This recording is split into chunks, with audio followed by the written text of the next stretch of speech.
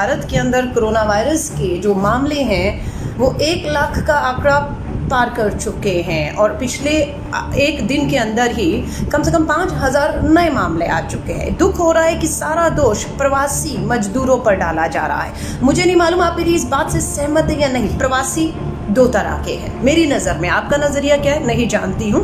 2 तरह के प्रवासी, एक वो प्रवासी भारतीय जो हवाई जहाज में बैठ कर भारत में आए, जिनका कोई कोरोना वायरस टेस्ट उस समय नहीं किया गया, जो हिंदुस्तान में गए और बाहर से हवाई जहाज के माध्यम से वो प्रवासी भारत कोरोना वायरस लेकर आए। लेकिन आज दोष किस पे डाला जा रहा है? आज दोष पूरी तरह से प्रवासी गरीब मजदूर के ऊपर जो सड़कों पर पैदल चल रहा है, उसके ऊपर सारा दोष मढ़ दिया गया है कि ये प्रवासी भारतीय मजदूर जो हमारा है वो एक राज्य से दूसरे में जा रहा है, इसलिए ये कोरोना वायरस फैला रहा है। माफी चाहूंगी, ये गरीब तो बेचारा कोरोना वायरस की मार से भूखमरी, बेरोजगारी, मीलों सड़कों पर चलकर किसी एक का या किसी की दूसरे की वजह से आज सारा खामियाजा उसे भुगतना पड़ रहा है। अभी आज ही की खबर है TV9 भारत की, जो उन्होंने दिखाया कि हरियाणा बॉर्डर, दिल्ली और गुड़गांव के जो बॉर्डर पे कम से कम 700-800 मजदूर जो हमारे हैं वो दिल्ली के बॉर्डर में दिल्ली पुलिस का बैरिकेडिंग तोड़ते हुए गुरुग्राम में एंटर हो गए, क्योंकि वहाँ वो रहते हैं, वो उनका घर है, वो अपने घर जाना चाहते हैं और पुलिस उन्हें रोक रही है। और उसमें सोशल डिस्टेंसिंग, लोग कहते हैं सुझाव दीजिए, डॉक्टर हो, हम सब हो, लगातार सुझाव दे रहे हैं, सोशल डिस्टेंसिंग रखिए, दूरी बनाकर रखिए, हाथों को धोते रहिए, ग्लव्स पहनिए, मास्क पहनिए, घरों में रहिए। अरे 1,000 मजदूर हर सरहद, हर बॉर्डर पे जो आपने बना दिए हैं, वहां पर भूखा और प्यासा घर जाने के लिए बैठा है। कांग्रेस ने प्रयास किया था, प्रियंका गांधी जी ने 1,000 बसें भेजी। कल दुख की बात से कहना पड़ रहा है कि 20 मई को शाम को 4 बजे 4 दिन के बाद वो 1,000 बसें खाली लौटा दी गई। और कांग्रेस को मिला क्या? पहली FIR दिल्ली प्रदेश कांग्रेस के अध्यक्ष पे हुई, दूसरी FIR उत्तर प्रदेश कांग्रेस कमेटी के अध्यक्ष पर हुई, और FIR ही नहीं, उत्तर प्रदेश कांग्रेस कमेटी के अध्यक्ष को जेल भेज दिया गया है न्यायिक हिरासत में। अपराध क्या था? सिर्फ उन्होंने प्रियंका गांधी जी के कहने पर पूरी कांग्रेस ने मिलकर 1,000 बसेस मजदूरों को समय पर रहते सुरक्षित उनके घर पे जाने के लिए एक मदद के लिए आगे बढ़े थे, जिसका खामियाजा ये हुआ कि उन मजदूरों को तो वो बसें नहीं दे पाए, खाली लौट गई। उल्टा प्रदेश अध्यक्ष भाजपा जो हमारे कांग्रेस के हैं, उन्हें भाजपा की सरकार ने जेल भेज दिया है। और तीसरी FIR आज 21 मई है। आज पूर्व प्रधानमंत्री श्री राजीव गांधी जी, पूर्व प्रधानमंत्री भारत रत्न, जिनके भारत रत्न को लिए जाने की, वापसी लिए जाने का प्रस्ताव दिल्ली की केजरीवाल सरकार विधानसभा में लाई थी। मैं अपने आप को भाग्यशाली मानती हूँ, मैं उस समय दिल्ली विधानसभा की सदस्य थी और भारत रत्न को वापस लिए जाने का प्रस्ताव का अपनी ही सरकार, अपनी ही पार्टी द्वारा उस प्रस्ताव का मैंने घोर विरोध किया था और उसके लिए कोई भी कीमत चुकाने को मैंने कहा था मैं तैयार रहूंगी, उसकी कीमत चुकानी भी पड़ी। पर कोई चिंता नहीं, वो भारत रत्न जो राजीव जी जिसके हकदार थे वो आज भी उनके साथ है। 18 साल के हुए हम सब लोग, तो लगा ये 18 साल का वोट का अधिकार किसने दिया? श्री राजीव गांधी जी ने हम सब युवाओं को 18 साल में वोट का अधिकार दिया। 21 साल के हुए तो चुनाव लड़ने का अधिकार, लोकतंत्र में भागीदारी का अधिकार श्री राजीव गांधी जी ने दिया। महिलाओं की बात करें तो 33% पंचायतों में, नगर निगमों में महिलाओं को 33% आरक्षण का अधिकार श्री राजीव गांधी जी ने दिया। पंचायती राज श्री राजीव गांधी जी की शुरुआत पर था। आज हर एक के हाथ में जो मोबाइल, कंप्यूटर, इंटरनेट, टेलीकम्युनिकेशन, ये सब किसकी दूरदर्शिता का नतीजा है? आज श्री राजीव गांधी जी, क्योंकि वो श्री राजीव गांधी मात्र 40 साल, सिर्फ 40 साल की उम्र थी जब वो देश के प्रधानमंत्री बने और मात्र एक बार मौका मिला उन्हें, 5 साल के लिए प्रधानमंत्री रहे। और उसके बाद वो आज ही के दिन तमिलनाडु के श्री पेरम्बदूर में आतंकियों का निशाना बने और शहीद हो गए इस देश के लिए। आज उन्हें हमारे बीच से गए हुए 29 साल पूरे हो चुके हैं और पिछले इन 29 सालों में से गांधी परिवार को जो गाली देते हैं, पिछले 29 सालों से इस गांधी परिवार का, महात्मा गांधी जी ने बलिदान दिया, इंदिरा गांधी जी ने बलिदान दिया, राजीव गांधी जी ने अपना बलिदान दिया, लेकिन 29 सालों से राजीव जी के जाने के बाद इस गांधी परिवार में से कोई भी देश, किसी भी राज्य का मुख्यमंत्री कहें, राज्यपाल कहें, प्रधानमंत्री कहें, कोई उन्होंने ऐसा पद नहीं लिया, सिर्फ सेवा की। और आज सेवा का नतीजा ये मिलता है कि आज जब राजीव गांधी जी की पुण्यतिथि है, श्रीमती सोनिया गांधी जी पर FIR होती है। सोनिया गांधी जी कांग्रेस के राष्ट्रीय अध्यक्ष हैं, उन पे FIR क्यों? क्योंकि उन्होंने प्रधानमंत्री के PM केयर फंड में आ रहे करोड़ों रुपए का सिर्फ पारदर्शिता और जवाबदेही के तहत प्रश्न उठाया था कि प्रधानमंत्री के पास पब्लिक जो हमारे सर्विस यूनिट्स हैं, हमारी जो हैं PSUs हैं, वहाँ से पैसा आ रहा है, करोड़ों रुपया आ रहा है, कितना आया है, किससे आया है, कहाँ खर्च किया है, पारदर्शिता की बात कही तो ये उन्हें मंजूर नहीं। और आज श्रीमती सोनिया गांधी जी पे भी FIR कर दी गई है। मुझे मालूम नहीं है कि हजारों की तादाद में मजदूर भूखा प्यासा सड़कों पर है और सारा आरोप इसी गरीब पर डाल दिया गया है कि इसकी वजह से जो 1 लाख का आंकड़ा पहुंचा है। मैं आपको दोबारा कह रही हूँ, ये सरकार अमीरों की पूंजीपतियों की सरकार है। ये पूरे विश्व से जो प्रवासी भारतीय देश में आए थे उनके ऊपर दोष नहीं डालेंगे, ये दोष हिंदुस्तान के प्रवासी गरीब मजदूर पर डाल रहे हैं कि उनके इस तरीके से जाने से ये हो रहा है। आपने तो सिर्फ ये कह दिया जो जहां है वहां रहिए, फैक्ट्री बंद हो गई, किराएदार किराया नहीं मांगेगा, लेकिन किराएदार लगातार किराया मांग रहा है। कहाँ जाए बेचारा, कौन से थाने में जाए, कहाँ सुनवाई होगी? किराएदार ने मालिकों ने परेशान किया, मालिकों की अपनी समस्याएं थी, फैक्ट्री बंद हो गई, दिहाड़ी मजदूर था, ना पैसा था ना अनाज था, निकल पड़ा अपने घर के लिए। मेरा ही फेसबुक लाइव देखिएगा, लॉकडाउन 1 जब घोषित किया था तब मार्च का मेरा वो लाइव वीडियो है, क्योंकि मेरे घर से बिल्कुल फ्लाईओवर दिखता है। हजारों की तादाद में मार्च में मजदूरों ने अपने घरों से की तरफ वापस जाना शुरू किया था। मार्च से अप्रैल से मई आ गया, लगभग 2 महीने के लॉकडाउन में आज भी वो सड़कों पर है। मैं आप सभी से कहूँगी, उत्तर प्रदेश के बारे में माफ़ी चाहूँगी। 4 राज्य हैं कांग्रेस के। अगर आप कहते हैं कि हम लोग राजनीति कर रहे हैं, अगर प्रियंका गांधी जी ने 1000 बसें देकर जो मदद का हाथ आगे बढ़ाया था उत्तर प्रदेश सरकार के लिए, वो राजनीति थी, तो मैं आपसे पूछना चाहती हूँ, क्या आप हमें ये सुझाव देंगे? क्या बंगाल के अंदर, पश्चिम बंगाल के अंदर जो साइक्लोन से कितने लोग वहां पर जो अपनी जान से हद हो चुके हैं। ममता बनर्जी ने मुख्यमंत्री जो है बंगाल की, उन्होंने प्रधानमंत्री जी से मदद की गुहार लगाई, और यहाँ तक कहा कि प्रधानमंत्री जी आप आइए बंगाल में, हम और आप बंगाल के इलाकों का दौरा करके लोगों की हिम्मत बढ़ाएंगे और ये बताएंगे कि इस विपदा की घड़ी में देश के प्रधानमंत्री और मुख्यमंत्री उनकी एक साथ उनके सामने खड़ी है। अपील किए, देखते हैं प्रधानमंत्री जी समय निकाल के पश्चिम बंगाल के इस दौरे पर, इस आपदा के समय पर पहुंचते हैं, या यहाँ बैठे बैठे सिर्फ खोखले कि हम मदद करेंगे, हम आपके साथ खड़े हैं। कथनी और करनी में बदलना बेहद ज़रूरी होगा, मैं आप सभी से कह रही हूँ। और एक और बात कह रही हूँ, BSP बहुजन समाजवादी पार्टी के क्रांतिकारी लोग, आज तक मैंने उनको कभी ट्विटर पर नहीं देखा था, मुझे लगा शायद वो है ही नहीं है।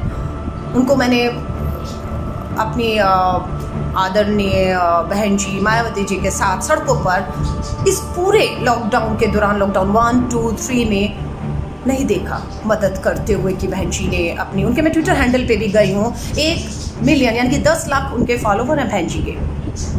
कहीं कोई एक तस्वीर मुझे पूरे ट्विटर हैंडल पे जाकर आप देखिएगा नहीं मिलेगी कि वो उत्तर प्रदेश में, देश की बात छोड़ दीजिए, उत्तर प्रदेश में ही अपने ही समाज, अपने ही लोग जो दलित मजदूर हैं, कहीं ना कहीं उनके लिए आवाज़ बुलंद कर रही हूँ, उनकी मदद कर रही हूँ, या उनकी जो स्थिति है उसकी तस्वीरों को, वीडियो को वो शेयर करके देश के सरकार से प्रश्न कर रही हूँ।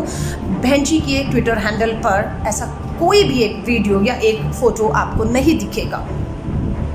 अगर इसकी चिंता प्रियंका गांधी जी कर रही थी 1000 बसेस की, तो बहन जी का एक ट्वीट आता है और वो ट्वीट में कहती हैं कि BSP प्रियंका गांधी से, देश के प्रधानमंत्री से नहीं, उत्तर प्रदेश के पूर्व मुख्यमंत्रियों से नहीं, यूपी के अभी के मुख्यमंत्री से नहीं। बहन जी कहती हैं कि बीएसपी प्रियंका गांधी जी से पूछना चाहती है। वो प्रियंका गांधी जी जो ना सांसद है उत्तर प्रदेश से, ना विधायक है, ना पार्षद है, ना मुख्यमंत्री हैं, वो तो मदद का हाथ आगे बढ़ाए थे। 1000 बसें खड़ी होकर वापस चली गई। वो बहन जी पूछती हैं प्रियंका गांधी जी ये बसें आप लखनऊ पहुंचाइए, यहाँ पर भी गरीब मजदूर दलित सड़कों पर त्राही त्राही कर रहा है।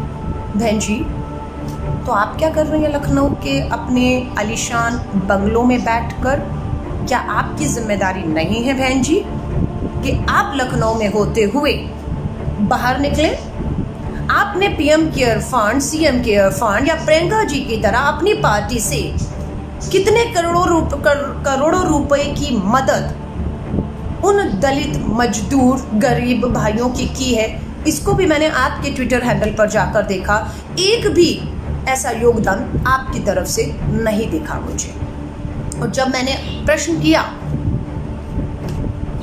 तो पूरी सेना को मेरे पीछे लगा दिया गया, पूरी सेना को, सिर्फ मेरा प्रश्न पूछने से, क्योंकि बहन जी प्रियंका गांधी जी से सवाल कर रही थी, देश के प्रधानमंत्री, यूपी के मुख्यमंत्री से नहीं, प्रियंका गांधी जी से कि ये यहाँ पहुँचा दीजिए। और आज नहीं वो बोल रही हैं कि उत्तर प्रदेश कांग्रेस के अध्यक्ष को जेल किस अपराध में भेजा गया है।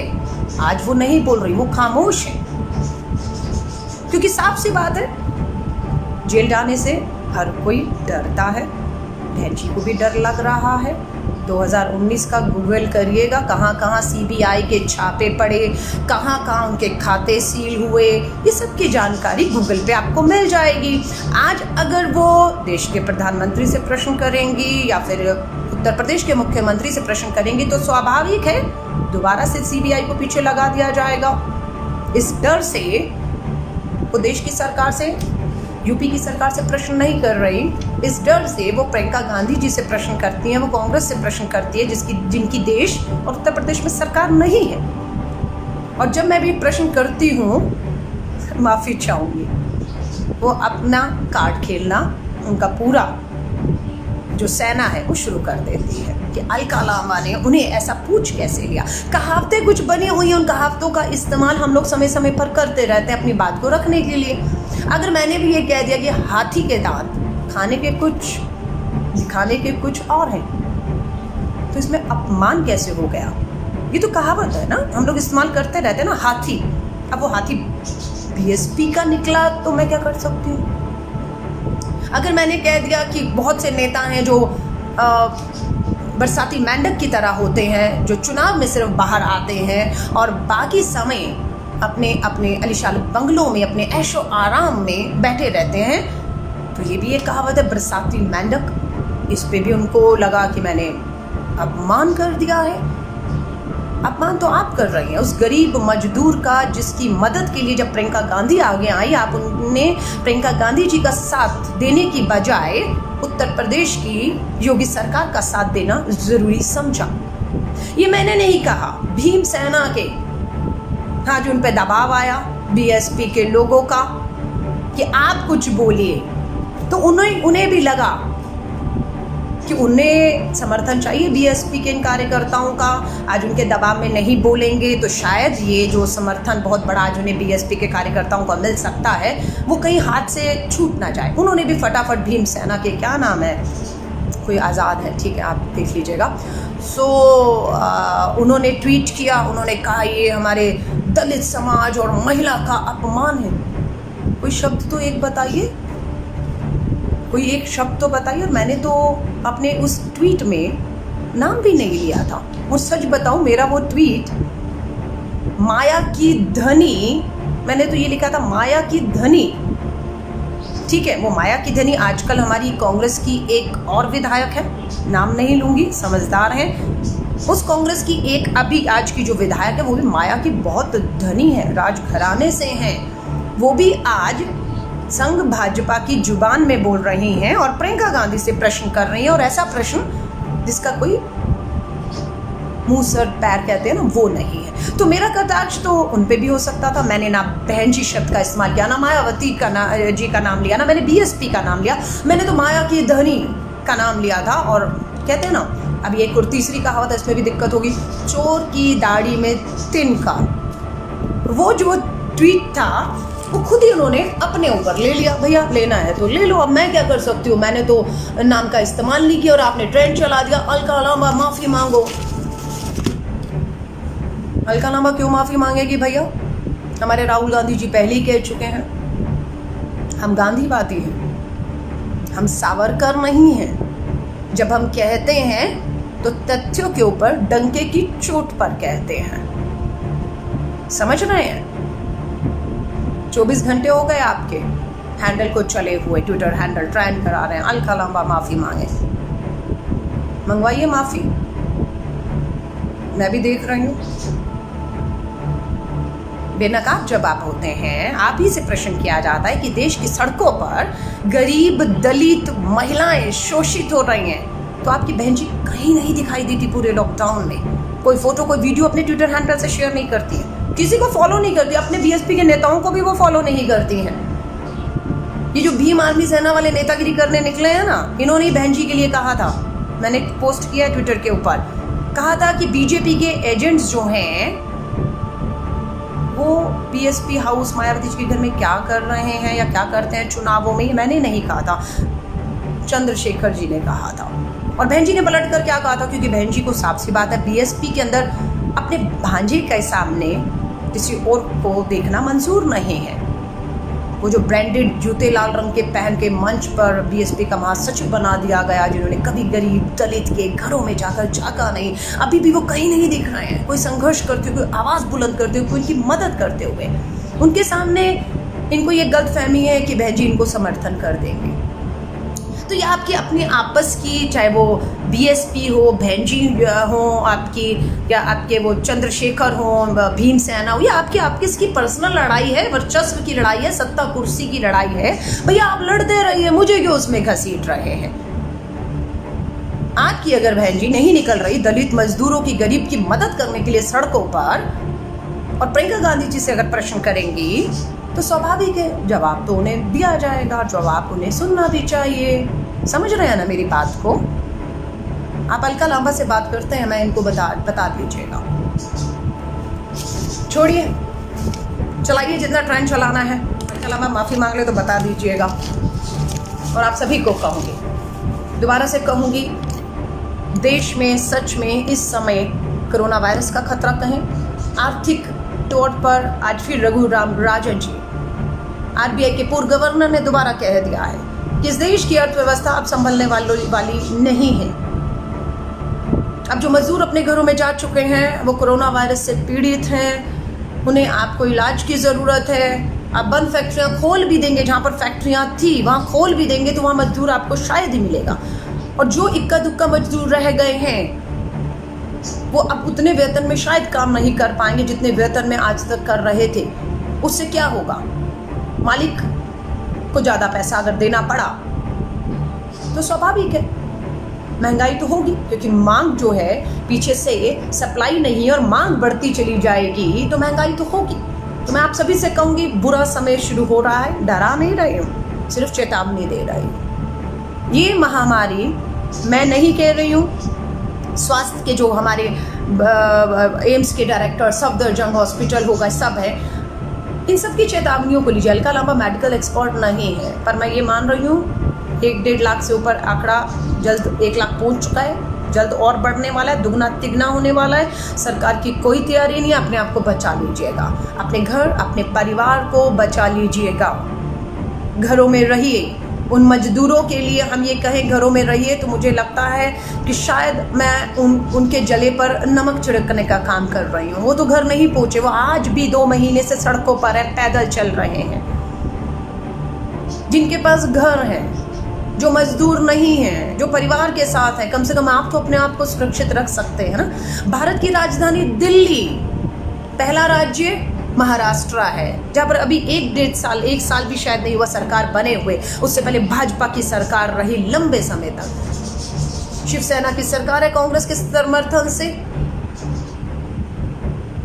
उद्धव ठाकरे जी पूरी कोशिश कर रहे हैं। नंबर 1 पर महाराष्ट्र है जो शिवसेना की, जहाँ पर सरकार है। नंबर 2 पर तमिलनाडु है जहाँ पर AIADMK की सरकार है। नंबर 3 पर आपका गुजरात खड़ा हुआ है, जहां पर पूर्ण बहुमत की 15 सालों से अधिक समय से भाजपा की अपनी खुद की सरकार है। यहाँ पर भी उदाहरण नहीं देखने को मिलेगा। वर्स्ट से वर्स्ट गुजरात तीसरे पर खड़ा है। चौथे पर भारत की राजधानी दिल्ली खड़ी हुई है। जी हाँ, 11,000 से मामले कोरोना वायरस के भारत की राजधानी दिल्ली में पार कर चुके हैं। ये वो दिल्ली है जो भारत की राजधानी है, जहाँ पर केंद्र शासित राज्य है, जहाँ पर 2 सरकारें एक छोटी सी दिल्ली को चलाती है, भाजपा की सरकार केंद्र से और दिल्ली की केजरीवाल सरकार। 11,000 के आंकड़े पूरे हो चुके हैं। 1,80,000 की आबादी, इतनी सी दिल्ली, 1 करोड़ 80 लाख की आबादी चौथे नंबर पे खड़ी है पूरे देश में। 11,000 के आंकड़े पूरे हो चुके हैं। दोनों सरकारें पूरी तरह से फेल और नाकाम हो चुकी हैं और लॉकडाउन 4 खोलने के बाद ये मामले और तेजी से बढ़ रहे हैं। मुझे बिल्कुल चिंता है उन गरीब मजदूरों की जो अभी भी सड़कों पर हैं, घरों में नहीं पहुंचे, झुंड और भीड़ में हैं। और अब उनके गांव में मैंने ये भी सुना, क्योंकि गांव में जो है जागरूकता बहुत कम होती है। गांव में ये कहा जा रहा है, कई जगह लोगों ने बताया कि ये छुआछूत की तरह लिया जा रहा है कि ये एक हवा है, ये भूत है, इसे छू देंगे तो आपको हो जाएगा। और जबकि थोड़ा सा मैं कहूँगी सच्चाई तो है, इसीलिए हम कहते हैं 1 मीटर की दूरी बना कर रखें, मास्क का इस्तेमाल करें, ग्लव्स का, सोशल डिस्टेंसिंग का। लेकिन ये जो गाँव में जब पहुँचता है तो गाँव में इन गरीब मजदूर जो मीलों चल के अपने गाँव पहुँचे, उनके गाँव वालों को ऐसा, माफी चाहूंगी, ऐसा दिखाने की कोशिश है कि डैन आ गई है, इसे घुसने मत दो, इसे खदेड़ दो बाहर। तो ये सब हालात भी पैदा हो सकते हैं। इसलिए मैं कहूंगी ग्रामीण के लोगों से जागरूकता लाइए, मत व्यवहार ऐसा उस गरीब मजदूर जो मीलों चलकर पहुंचा, अगर वो कोरोना वायरस की चपेट में आ चुका है भीड़ की वजह से, ना टेस्टिंग होने की वजह से, ना इलाज मिलने की वजह से, तो अमानवीय व्यवहार प्लीज मत कीजिएगा। वो कोई भूत डैन नहीं है कि छूते ही होगा। मानती हूँ आपको दूरी बनाकर रखनी है, पर इंसान है, मत ऐसा व्यवहार करिएगा। समझाइए सबको। 2 लोग मैं बता रही हूँ बच सकते हैं, वो सरकारें जिनके पास अपने पास सेविंग कहते हैं, जमा पूंजी, या वो आदमी, वो घर, वो परिवार इस दौर में बचा रह सकता है जिसके पास अपने पास थोड़ी बहुत सेविंग होगी। जिसके पास सेविंग नहीं है कि इन 2 महीनों में जब सब कुछ बंद है, तो उस सेविंग से आप अपने उद्योग को, अपनी राज्य सरकारों को, देश को या घर को चला पाए, वही सबसे ज्यादा मार खाएगा। और सेविंग किसके पास नहीं होती है? सेविंग गरीब, रेडी पटरी मजदूरों के पास कोई सेविंग नहीं होती। वो रोज कमाता है और वो रोज खाता है। लेकिन दुख की बात है कि भारत की सरकार, राज्यों की सरकारें, आप और मैं, जो सेविंग कर सकते थे बुरे समय के लिए, अगर जिन्होंने नहीं की, जैसे भारत सरकार ने नहीं की, राज्य सरकारों ने नहीं की, इसीलिए आज वो सबसे ज्यादा कठिन दौर में आ चुके हैं। वो कर्ज लेकर मोहताज हो रहे हैं, वो भूख के कागार पर हैं, वो मरने के कागार पर आ चुके हैं। और वही जिंदा रह पाएगी वही सरकारें राज्यों की, जिनके पास मुफ्त के नाम पर चुनाव में खजाने नहीं लुटाए दिल्ली सरकार केजरीवाल की तरह, कुछ सेविंग रखी हुई है कि इस आपदा के समय में अगर सब कुछ बंद भी रहेगा तो भी वो अपने राज्यों को चला लेंगे, अपने घरों को चला लेंगे। समझदार लोग होंगे जिन्होंने अपने घर में कुछ सेविंग की हुई है, सब कुछ, अगर काम धंधा नौकरी भी नहीं रही तो अपने बच्चों को वो खिला पाएंगे। मैं आप सभी से कहूँगी, आज धन्यवाद करते हैं छत्तीसगढ़ की सरकार का, जिस बात को न्याय योजना, न्याय का था कि हर युवा, मनरेगा में जो गांव में लोग हैं और शहरों में जो बेरोजगार हैं, उनके खातों में 7,500 रुपया कुछ 2-3 महीनों तक डाल देंगे तो वो अपना गुजारा कर पाएगा।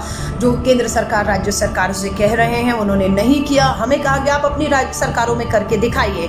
हमारी एक जगह पूर्ण बहुमत की स्थिर मजबूत सरकार छत्तीसगढ़ में है। मुझे आज बताते हुए खुशी हो रही है कि आज 21 मई को राजीव गांधी जी की पुण्यतिथि पर छत्तीसगढ़ के मुख्यमंत्री ने न्याय योजना के तहत 5,500 करोड़, जी हाँ 5,500 करोड़, लगभग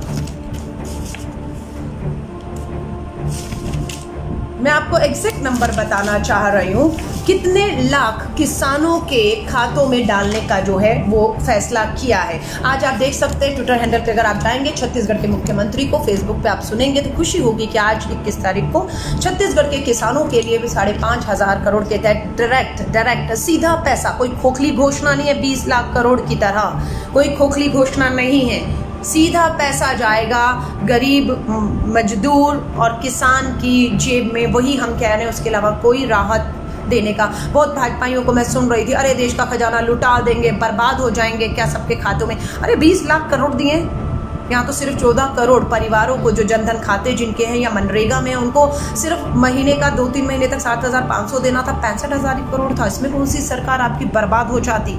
अपने थोड़े सरकारी लाभ लश्कर अपनी सुविधाएं कम कर देते, पैसा बचता अपने विज्ञापनों पर।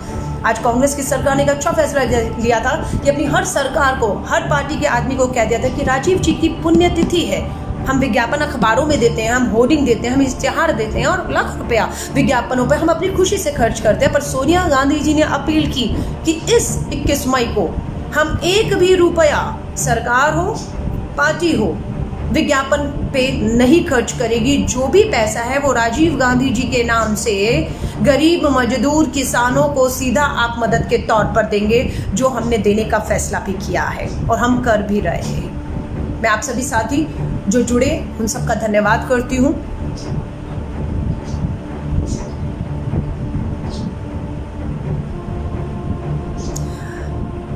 कोई भाई हैं, अंधभक्त हैं, नेपाल का नाम ले रहे हैं, लिख रहे हैं नेपाली माता नेपाल जो नहीं चले जाते। माफ़ी चाहूँगी, गुस्सा आ रहा है पर इसलिए बोल रही है। 2 कोड़ी के माफ़ी चाहूँगी, 2 कोड़ी का भक्त अंधभक्त नहीं है, ये 25 पैसे वाले हैं।